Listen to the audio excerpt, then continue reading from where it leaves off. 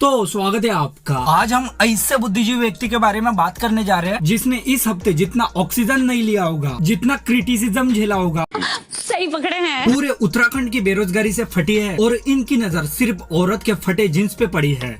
सही पकड़े हैं। महान विचारवंत, व्हाट्सएप यूनिवर्सिटी के महान इतिहासकार, जिनका मानना है कि अंग्रेजों ने नहीं बल्कि अमेरिका ने हमारे ऊपर 200 साल राज किया, ऐसे कहने वाले नए नवेले उत्तराखंड के सीएम, संघ के प्रचारक तीरथ सिंह रावत इस नए सीएम की कितनी बार जुबान फिसली है कि क्या ही कहे। इससे कम तो हमारे मोदी जी फिसलते हैं।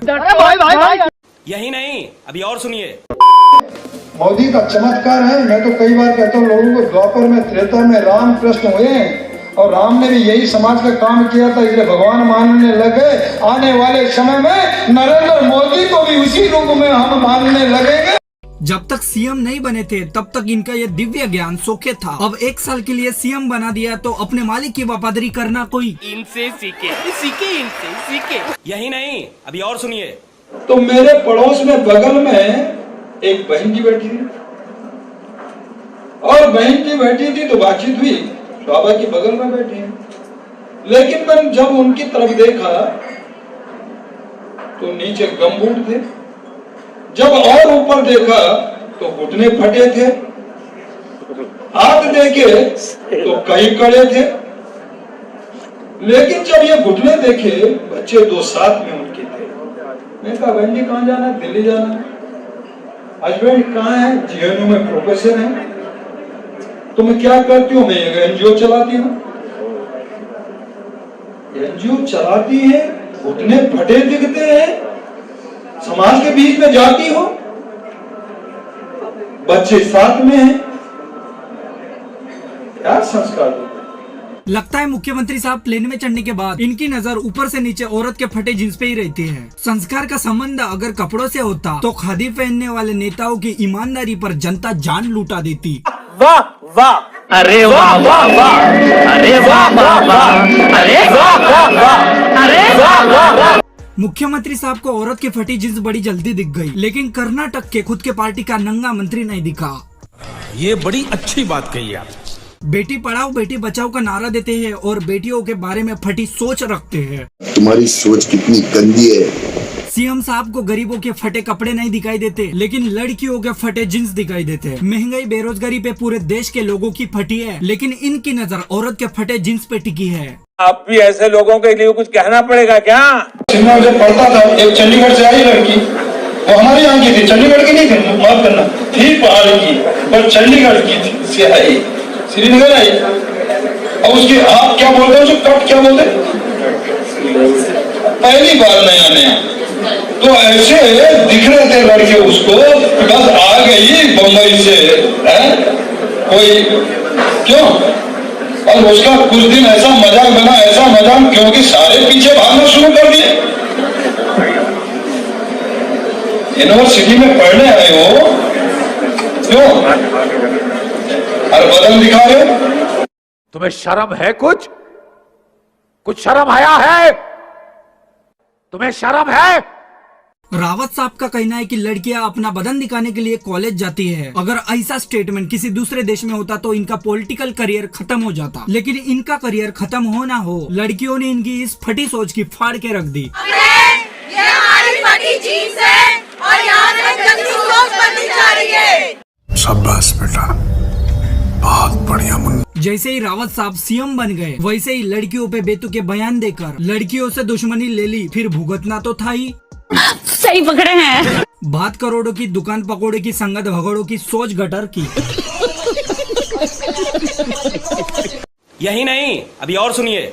एक सीएम की ऐसी सोच महामारी है। इनके पार्टी के नेताओं को लड़कियों पे बेतुके बयान देने की लगी बीमारी है। वाह वाह वाह, क्या शेर सुनाया। तीरथ साहब अपनी सोच को बदलो, नहीं तो जनता आपको 2022 में तीर्थ यात्रा पे भेज देगी, फिर आप दोबारा वापस नहीं आ पाएंगे। कैसी अपमानजनक बातें कर रहा है लड़का ये। अरे चच्चा, कोई अपमानजनक बात थोड़ी ना है। सीएम साहब की सोच ही वैसी है। देश में बड़े पदों पे बैठने वाले नेता महिलाओं पर ऐसे अपमानजनक बेतुके घटिया बयान देते रहेंगे तो देश की महिला सुरक्षित कैसे महसूस करेगी? ये बड़ी अच्छी बात कही आप। लड़कियों के घुटने और जींस की जगह अगर अपनी सोच पे काम करोगे तो अच्छा होगा। फटी जींस नहीं, फटी महंगाई और बेरोजगारी के कारण फूटी किस्मत को संवारो। अगर तीरथ जैसे नेताओं का ध्यान लड़कियों के फटे जींस और घुटने पे जाए तो उसे हमेशा के लिए तीर्थ यात्रा पे भेज दो। हर घर में पर यूनिट 5 किलो राशन देने का काम किया। जिसके 10 थे तो 50 किलो आ गया, 20 थे तो क्विंटल आ गया, 2 थे तो 10 किलो आ गया। लोगों ने स्टोर बना लिए, खरीदार सामने ढूंढ लिए। इतना बढ़िया चावल आया, कभी अपने आप भी लिया नहीं सामान्य जीवन में।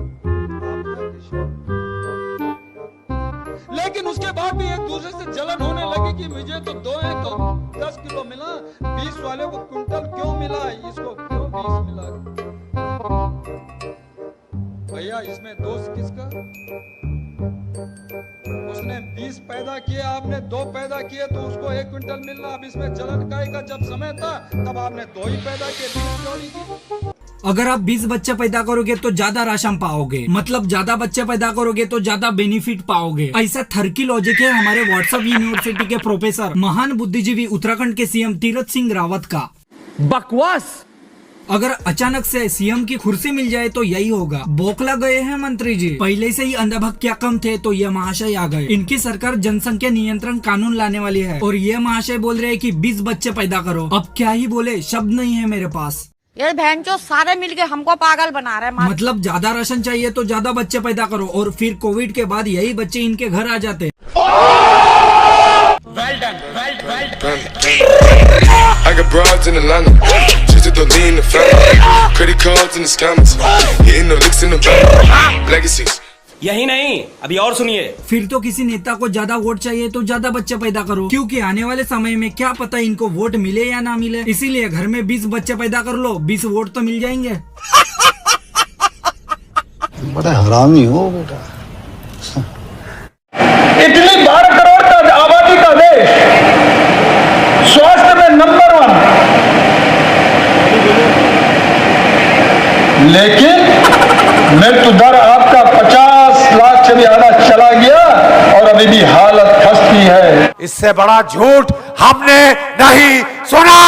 बहुत ही काबिलियत वाले लोग आगे ला रही है बीजेपी, देश खूब तरक्की करेगा, विश्व गुरु बनेगा। रावत जी की यह भी इंफॉर्मेशन गलत निकली। According to Worldometer, Italy में कोरोना से 33,56,000 लोग संक्रमित हुए, उनमें से 1,04,642 लोगों की मौत हो गई। लेकिन हमारे ज्ञानी सीएम साहब बोल रहे हैं 50 लाख। इसलिए अच्छा ये है कि झूठ पे झूठ, झूठ पे झूठ, झूठ पे झूठ, ये जो सिलसिला चला है बस उसका मजा लीजिए, आनंद लीजिए, टेंशन मत रखिए ऐसी चीजों का।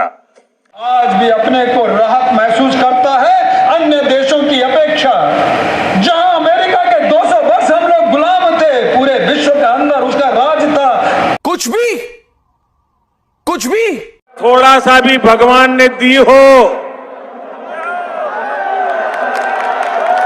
तो जरा उपयोग करो। ऐसे ऐसे लोग पावर में हैं, जिनको देश का इतिहास भूगोल नहीं पता, जिनका तर्क बेड़ा गर्क है, लड़कियों के घुटने पे नजर है और अपने आप को नेता कहते हैं। देश संकट में है। ऐसे लोग भी हमको आगे मिलते रहेंगे, क्योंकि ऐसे ही लोगों का दौर है और यहाँ पे पढ़ा लिखा भी अंधा है। अगर वीडियो पसंद आई तो लाइक कीजिए, डिसलाइक कीजिए, लेकिन कुछ तो कीजिए। अगर आप नए हो तो चैनल को सब्सक्राइब कीजिए। वीडियो देखने के लिए धन्यवाद। मेरे सामने वाली खिड़की में एक चांद सा मुखड़ा रहता है। खत्म।